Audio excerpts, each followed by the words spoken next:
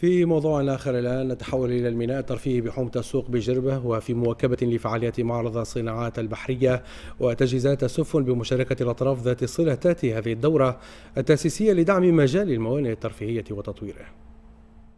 في النسخة الأولى لمعرض الصناعات البحرية وتجهيزات السفن بجزيرة تجربة، عرض لآخر الابتكارات في هذا المجال المتعدد في جزيرة تجربة، والذي يترافق مع دعم نشاط الصيد الترفيهي في جزيرة تجربة. سميناه بوت شو ولا صالونوتيك، ولكن باش نوريو اللي صنع الفليك مش في حد ذاته السفينة كهو، هو كل شيء ما يتبع السفينة، كما مثلا إصلاح سفن، كما فما صنع سفن وفما القطايع الكل اللي تابعين سفن، هذوما جدنا نقدموا فيهم هنا باش نوريو اللي كي نحكيو على البليزونس مش معناتها على الفلوكه كهو ما تابع الفلوكه. انا عارض لوازم الصيد البحري وتسكين اللاهي بالبحر ولوازم الغطس. أطراف مختلفة شاركت في تنظيم هذا المعرض، تزامن أيضا مع تطور نشاط الصيد البحري التقليدي الترفيهي، إلى جانب نسبة الإشغال الهامة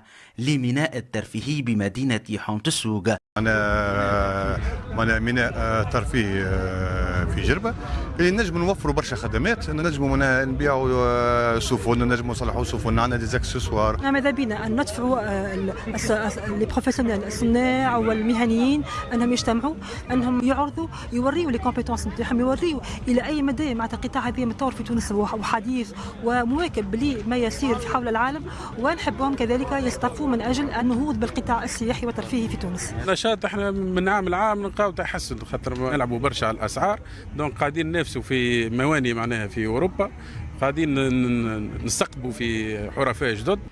مارينا حومة السوق فضاء متعدد الأوجه والاختصاصات للأنشطة الترفيهية السياحية، ينتظر أن يشهد أيضا تعزيزا لهذه الأنشطة بإقامة مثل هذه التظاهرات النوعية الأولى بجزيرة تجربة